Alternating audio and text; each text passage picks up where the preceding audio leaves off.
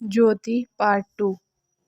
मोहन दूसरे दिन सोकर उठा तो उसके हृदय में आनंद का सागर सा भरा हुआ था। वह सोहन को बराबर डांटता रहता था। सोहन आलसी था, घर के काम धंधे में जी ना लगता था। आज भी वह आंगन में बैठा अपनी धोती में साबुन छिपाकर भाग जाने का अवसर खोजने लगा। मोहन ने मुस्कुराकर कहा, क्या धोती बहुत मैली हो गई है सोहन, धोबी को क्यों नहीं देते?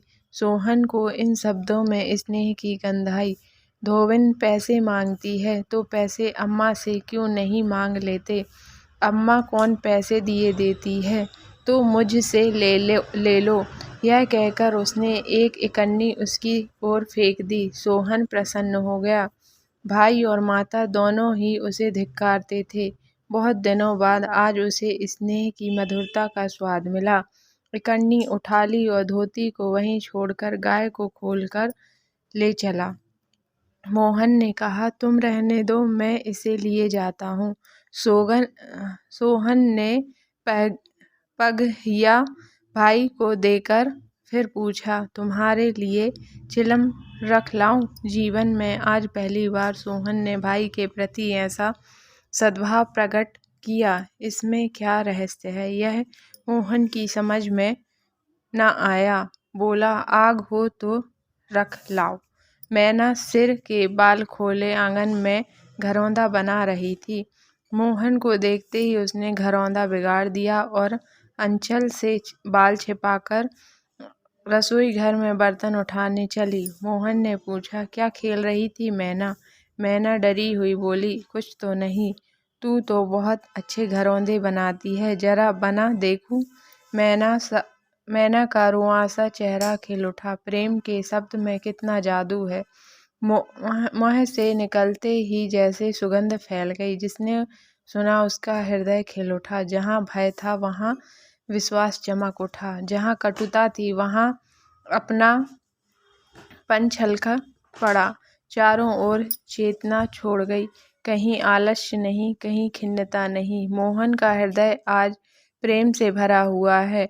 उसमें सुगंध का विकर्षण हो रहा है। मैना घरौंदा बनाने बैठ गई।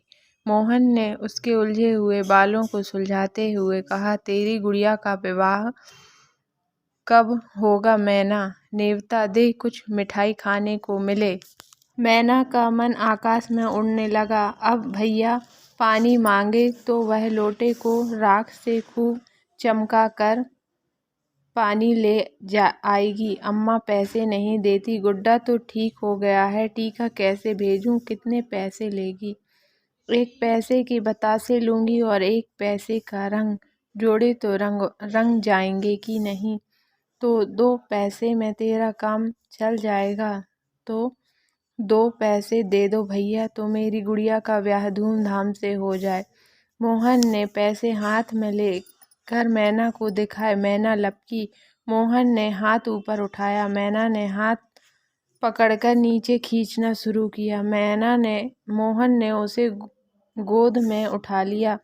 मैना ने पैसे ले लिए और नीचे उतरकर नाचने लगी। फिर अपनी सहेलियों को विवाह का नेवता देने के लिए भागी।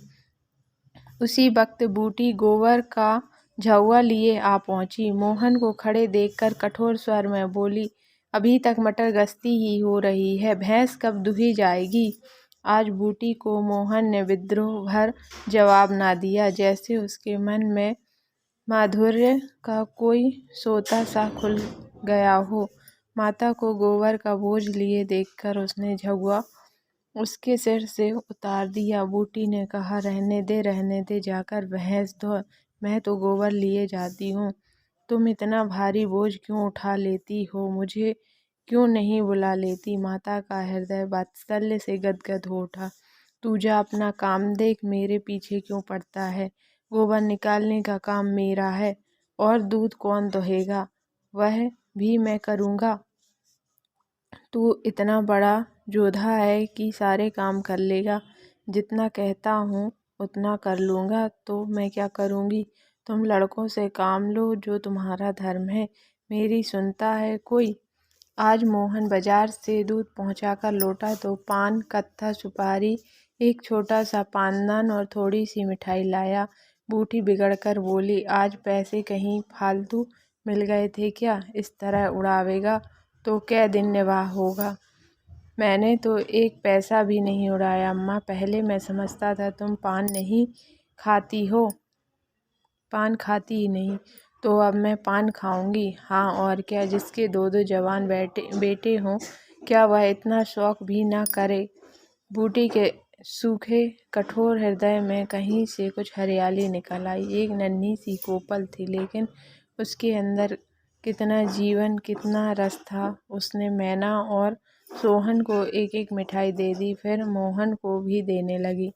मिठाई तो लड़कों के लिए लाया था अम्मा, और तू तो बूढ़ा हो गया है। क्यों? इन लड़कों के सामने तो बूढ़ा ही हूँ, लेकिन मेरे सामने तो लड़का ही है। मोहन ने मिठाई ले ली। मैना ने मिठाई पाते ही गप्प से मुँह में डाल ली थी। वह केवल मिठाई का स्वाद जीभ पर छोड़कर कब की गायब हो चुकी थी। मोहन की मिठाई को ललचाई आंखों से देखने लगी। मोहन ने आधा लड्डू तोड़कर मैना को दे दिया। एक मिठाई दोने में और बची थी। बूटी ने उसे मोहन की तरफ बढ़ाकर कहा, लाया भी तो इतनी सी मिठाई, यह ले ले। मोहन ने आधी मिठाई मुँह में डालकर कहा, यह तुम्हारा हिस्सा है अम्मा। तुम्हें खाते देखकर मुझे जो आनंद मिलता है, उसमें मिठास से ज़्यादा स्वाद है।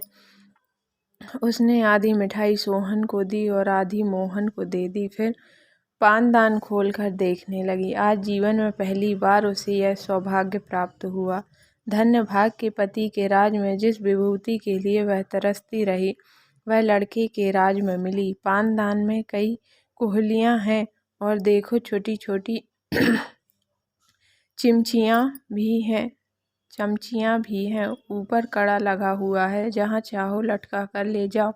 ऊपर से तस्तरी में पान रखे जाएंगे। ज्यों ही मोहन बाहर चला गया, उसने पानदान को मांझ धोकर उसमें कत्था चूना भरा, सुपारी काटी, पान को भिगोकर तस्तरी में रखा, तब एक बीड़ा लगाकर खाया। उस बीड़े के रस ने जैसे उसके वैधव्य की कटुता को स्निग्ध कर दिया। मन की प्रसन्नता व्यवहार में उदारता बन जाती है। अब वह घर में नहीं बैठ सकती। उसका मन इतना गहरा नहीं कि इतनी बड़ी विभूति उसमें जाकर गुम हो जाए। एक पुराना आईना पड़ा हुआ है। उसने उसमें अपना मुँह देखा। होठों पर लाली तो नहीं है, मुँह लाल करने के लिए उसने थोड़े ही पान खाया है। धनिया ने आकर कहा, काकी तनक रस्सी दे दो, मेरी रस्सी टूट गई है। कल बूटी ने साफ कह दिया होता, मेरी रस्सी गांव भर के लिए नहीं है। रस्सी टूट गई है तो बनवा लो। आज उसने धनिया को रस्सी निकालकर प्रसन्न मुख से दे दी और सद्भाव से पूछा, लड़के के दस्त बंद हुए कि नहीं धनिया? धनिया ने उदास मन से कहा, नहीं काकी, आज तो दिन भर दस्त आए जाने दांत आ रहे हैं। पानी भर ले तो चल, जरा देखूं दांत ही हैं कि कुछ और फसाद है। किसी की नज़र वजर तो नहीं लगी? अब क्या जाने काकी, कौन जाने किसी की आँख फूटी हो। चंचल लड़कों को नज़र का बड़ा डर रहता है। जाते चुमका कर बुलाया, झट उसकी गोद में चला जाता है। ऐसा हंसता है कि तुमसे क्या कहूँ। कभी कभी माँ की नज़र भी लग जाया करती है। ए नौज काकी, भला कोई अपने लड़के को नज़र लगाएगा? यही तो तू समझती नहीं, नज़र आप ही आप लग जाती है। धनिया पानी लेकर आई तो बूटी उसके साथ बच्चे को देखने चली। तू अकेली है, आजकल घर के काम धंधे में बड़ा हंडस होता होगा। नहीं अम्मा, रुपया आ जाती है, घर का कुछ काम कर देती है। नहीं, अकेले तो मेरी मरण हो जाती। बूटी को आश्चर्य हुआ। रुपया को उसने केवल तितली समझ रखा था। रुपया? हाँ काकी, बेचारी बड़ी सीधी है, झाड़ू लगा देती है, चौका बर्तन कर देती है, लड़के को संभालती है। गाड़े समय कौन किसी की बात पूछता है काकी? उसे तो अपने मिस्सी काजल से छुट्टी नहीं मिलती होगी। यह तो अपनी रुचि है काकी। मुझे तो इस मिस्सी काजल वाली ने जितना सहारा दिया, उतना किसी भक्तिन ने ना दिया, बेचारी रात भर जागती रही। मैंने कुछ दे तो नहीं दिया, हाँ जब तक जीऊँगी उसका जस गाऊँगी। तू उसके गुण अभी नहीं जानती धनिया, पान के लिए पैसे कहाँ से आते हैं, किनारदार साड़ियाँ कहाँ से आती हैं। मैं इन बातों में नहीं पड़ती काकी, फिर शौक श्रृंगार करने को किसका जी नहीं चाहता। खाने पहनने की यही तो उम्र है। धनिया का घर आ गया। आंगन में रूपया बच्चे को गोद में लिए थपक रही थी। बच्चा सो गया था। धनिया ने बच्चे को खटोले पर सुला दिया। बूटी ने बच्चे के सिर पर हाथ रखा, पेट में धीरे धीरे उंगली गड़ाकर देखी। नाभि पर हींग का लेप करने को कहा। रूपया बेनिया लेकर उसे झलने लगी। बूटी ने कहा, ला बेनिया मुझे दे दो, मैं डुला दूंगी तो क्या छोटी हो जाऊंगी। तू दिन भर यहाँ काम धंधा करती रही, थक गई होगी। तुम इतनी भली मानस हो और यहाँ लोग कहते हैं कि वह बिना गाली के बात नहीं करती। मारे डर के तुम्हारे पास ना आई। बूटी मुस्कुराई। लोग झूठ तो नहीं कहते। मैं आँखों की देखी मानूं कि कानों की सुनी। आज भी रूपया आँखों में काजल लगाए, पान खाए, रंगीन साड़ी पहने हुए थी, किंतु आज बूटी को मालूम हुआ इस फूल में केवल रंग नहीं, सुगंध भी है। उसके मन में रूपया से जो घृणा हो गई थी, वह किसी दैवी मंत्र सी धुल सी गई। कितनी सुशील लड़की है, कितनी लज्जत, और बोली कितनी मीठी है। आजकल की लड़कियां अपने बच्चों की तो परवाह नहीं करती, दूसरों के लिए कौन मरता है।